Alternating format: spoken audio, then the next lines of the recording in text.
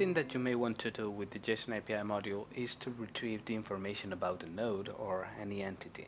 So to do that, you need to know the UUID, because the JSON API module doesn't work on IDs, only works with UUIDs. And there are several technical reasons for that.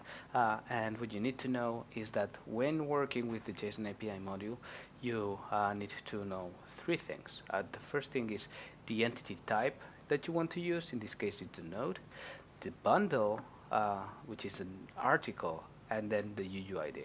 So once you have that, you need to append the underscore format API JSON, and then just send the request.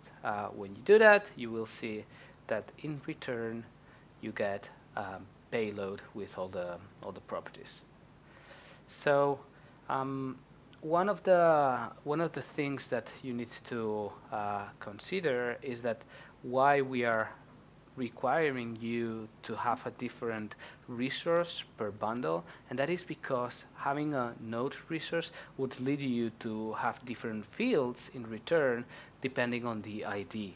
However, if we add the article, we know that all the articles that we request in this resource will have the same fields when you make a get request, and will accept the same fields when you do a post request.